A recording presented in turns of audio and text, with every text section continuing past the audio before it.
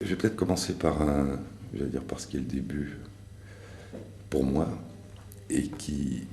commence par, comment est-ce que je peux dire, parce que ce sera la découverte plus tard du CHU et des CHU et qui est un souvenir d'enfance, qui est la rencontre, la découverte d'un homme alors que je suis enfant, qui est mon pédiatre et qui est Jean Bernard et qui est un personnage qui est à la fois un scientifique, un découvreur, celui qui va traiter la leucémie de l'enfant pour la première fois, qui est un écrivain dont je lirai avec passion les livres plus tard, et qui est un médecin qui vous voit les enfants, qui vous voit l'enfant que je suis, qui est à la fois poli, un peu ironique, proche, et qui va être pour moi au fond l'image de ce qu'est la médecine et la médecine moderne, hein, ce mélange de recherche de connaissances, d'application des connaissances, d'humanisme, de soins, et qui sera une espèce de préfiguration que je rechercherai la première fois que je vais rentrer comme étudiant dans un CHU à Cochin, et où je vais découvrir beaucoup plus tard ce mélange d'enseignement, de recherche, de soins à Cochin, Saint-Vincent-de-Paul, à la maternité Bodlock. Et je crois que ça traduit, en tout cas l'image que j'en avais avant d'y arriver. Les images qu'on se fait sont toujours différentes de ce qu'on découvre. C'est cette idée d'un pont, et je crois que c'est ce que Jean Bernard représentait, un pont entre une notion, une idée de la médecine très ancienne qui remonte à l'origine de la médecine, hein, le respect de la personne, la prise en compte de la personne, et puis ce côté très moderne de pari sur la recherche, sur des questions, sur l'exploration de l'inconnu, sur le fait de ramener des connaissances et des applications modernes. Et quand je dis que c'est ancien, c'est un écrivain, c'est un humaniste, c'est aussi cette époque où au fond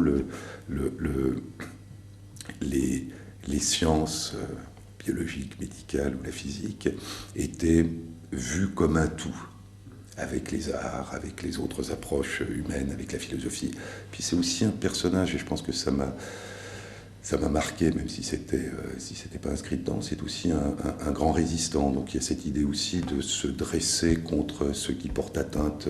à l'homme. Il y a l'idée de la défense d'une dignité. Et je crois que les CHU, la création des CHU, a été un peu de cet ordre, hein. C'est-à-dire qu'il s'agissait au fond de prendre ce qu'il y avait de meilleur dans la médecine la plus ancienne et d'y marier la science, la recherche. Il y a quelque chose d'intéressant aussi qui est qu'au fond les hôpitaux étaient devenus des hospices, c'est-à-dire que les meilleurs médecins et la recherche se faisaient en dehors des hôpitaux, et que d'un seul coup, les meilleurs médecins et ceux qui pouvaient faire progresser la connaissance rentraient dans l'hôpital. Et il y a eu, je crois que ça a été d'ailleurs le moment, le début du moment où, dans la période moderne, post-Seconde Guerre mondiale, les hôpitaux français, les CHU français, ont atteint un niveau qui était comparable à celui des plus grands établissements hospitalo-universitaires dans le monde, et en particulier dans le monde anglo-saxon. Et il y a eu toute une série, je crois, de faits marquants et d'innovation. Les faits marquants, c'est les grandes avancées de la recherche, hein. C'est le CHU, c'est le prix Nobel de médecine de Doucet, la première thérapie génique efficace, même si elle causait des effets secondaires importants, à Necker, à Alain Fischer. Ça a été même, je crois, on en retrouve un écho, parce que la création de l'INSERM a aussi fait renforcer les liens entre la recherche d'amont, la recherche clinique qui se passait à l'hôpital, et puis les instituts de recherche dans le cadre de l'université. Je crois que même dans le prix Nobel de 2008, Françoise Barré-Sinoussi, Luc Montagnier, il y a un écho de ce mariage entre recherche clinique et recherche fondamentale, dans la mesure où, même s'ils n'ont pas été distingués par le prix Nobel, Willy Rosenbaum, Françoise Brin-Vésinet, Christine Rousseau ont participé à cette aventure, hein. Donc on voit au fond les hôpitaux devenir des lieux où la connaissance de demain et les applications de cette connaissance vont émerger. Il y a eu aussi, et on est dans ce lieu, il y a eu il y a plus de 10 ans la création de l'espace éthique des hôpitaux, de l'assistance publique hôpitaux de Paris, qui devient un lieu de réflexion, un lieu de recul, un lieu d'interrogation, un lieu de réunion entre les différents soignants et la société, et qui préfigure ce qui maintenant va sans doute donner naissance aux espaces éthiques régionaux. Donc il y a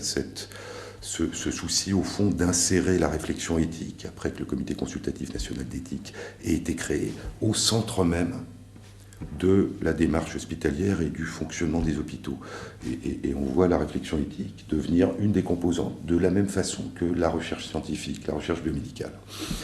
Il y a la maison des usagers, les maisons des usagers. Il y a le fait que, d'un seul coup, l'hôpital, qui était très isolé, devient plus accueillant vis-à-vis des familles de patients. Il y a le rôle de plus en plus important des associations de patients, qui vont devenir des partenaires à part entière de l'hôpital. Donc je crois qu'il y a une série de transformations, l'une que j'ai trouvée émouvante, qui a commencé en pédiatrie, c'est l'entrée de l'école, des spectacles, des clowns, auprès des enfants. C'est-à-dire qu'un enfant coupé de son environnement, même si on le soigne, est un enfant à qui il manque quelque chose d'essentiel. Et donc il y a, je crois, à la fois les hôpitaux qui se construisent comme des lieux de soins et de création de savoir, et en même temps les hôpitaux qui essayent de s'ouvrir à la cité, à la société, à la vie qui est en dehors. Et donc je crois que ça a été un effort remarquable de marier le soin, le traitement, la production de connaissances, les applications de connaissances, et puis le tissage d'un certain lien social. Et si maintenant on se projette à partir d'aujourd'hui vers le XXIe siècle, dire qu'est-ce qu'on peut attendre, et je dirais même qu'est-ce qu'on peut espérer. Et je crois que en ce qui concerne la recherche, et c'est vrai qu'on peut espérer que la recherche, encore une fois, et c'est une question générale dans notre pays qui dépasse de très loin ce qui se fait dans les CHU, marie de plus en plus étroitement ce qu'on considère ou ce qu'on appelle la recherche fondamentale ou la recherche d'amont et la recherche plus finalisée ou la recherche clinique. Je pense que les deux se nourrissent et que si on les sépare, et si on se centre uniquement sur la recherche appliquée dont on pense déjà imaginer les résultats, on appauvrit la recherche. Donc je crois que les CHU devraient vraiment être des lieux d'interface entre la recherche la plus fondamentale et la recherche la plus proche du patient. Et je crois que des questions de recherche fondamentale peuvent être posées à partir de l'interrogation sur les maladies et sur les patients, et puis que la recherche fondamentale féconde tout ce qui va être recherche clinique. Alors comment repenser et imaginer le fonctionnement et l'organisation de la recherche pour que justement ce mariage puisse avoir lieu au mieux. Et on a tendance dans toute une série de domaines dans notre pays à privilégier souvent, et quand il y a des contraintes économiques en particulier, la recherche dite appliquée, dont on pense déjà connaître les résultats à venir, aux dépens de la recherche qui est vraiment l'exploration de l'inconnu, la remise en question des connaissances, et qui est la source de toutes les applications de demain. Et pourtant, nous sommes le pays de Pasteur, qui disait non, 1000 fois non. Il n'y a rien auquel on puisse donner le nom de recherche appliquée. Il y a la science et les applications de la science liées entre elles comme le fruit à l'arbre qui lui a permis de pousser. Et donc faire en sorte que la focalisation sur les fruits ne fasse pas oublier l'arbre. Arnold Münnich dit que lorsque l'on réfléchit au fait de faire un test génétique, le temps consacré à la réalisation du test génétique est une part infime du temps du médecin, du temps du dialogue, du temps du psychologue, qui consiste à informer, réfléchir, apprendre. Et donc, au fond, la technique, avec tout ce qu'elle permet d'admirable, doit être mise au service de la personne, et au service de la personne dans la durée de sa vie, et non pas être considérée comme l'essentiel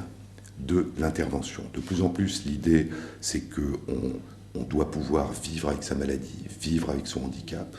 et donc le problème n'est pas simplement de traiter, de corriger, de guérir, mais d'être un élément essentiel de l'accompagnement. Et je crois que dans cette réflexion sur l'avenir de la place d'un CHU dans la santé, il y a, je crois que les soins palliatifs, avec la difficulté qu'il y a à les inscrire dans l'activité d'un CHU et d'une manière générale dans l'activité de la médecine en France, et en même temps dans le caractère extraordinairement souhaitable qu'il soit inscrit, est un très bon exemple. Il y a aussi devant la multiplication des techniques, devant la multiplication des intervenants, qui est souhaitable, des équipes multidisciplinaires, il y a aussi peut-être à terme une nécessité de repenser le rôle du médecin. C'est-à-dire que est-ce que le médecin est celui qui, parmi tous les intervenants, va apporter une approche particulière, humaine de la personne, indépendamment de tout ce dont il va disposer techniquement, ou est-ce qu'il va être un intervenant technique parmi d'autres intervenants sociaux, psychologiques? Et à ce moment, la question se posera de qui est l'interlocuteur privilégié de la personne en tant que médiateur, en tant qu'accompagnateur. Et donc je crois que la multidisciplinarité est souhaitable, mais le rôle de l'interlocuteur privilégié, de ce qu'on appelait le médecin,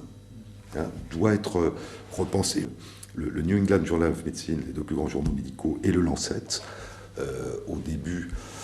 de cette année, ont dit qu'il était important, qu'il était temps, dans le monde anglo-saxon, en Angleterre et aux États-Unis, de réintroduire ce qu'on appelle les humanités, donc l'approche de l'art, des sciences humaines et sociales, dans le cursus des études médicales, si on voulait que la médecine garde cette dimension profondément humaine qui est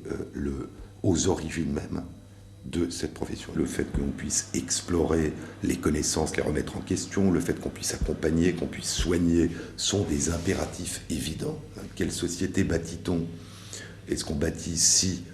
on ne considère pas que la santé est une priorité, si on ne considère pas que l'éducation des jeunes est une priorité, que l'éducation permanente est une priorité, que la culture est une priorité, que la recherche est une priorité? C'est la première chose. La deuxième, c'est quelle société construit-on si on ne chiffre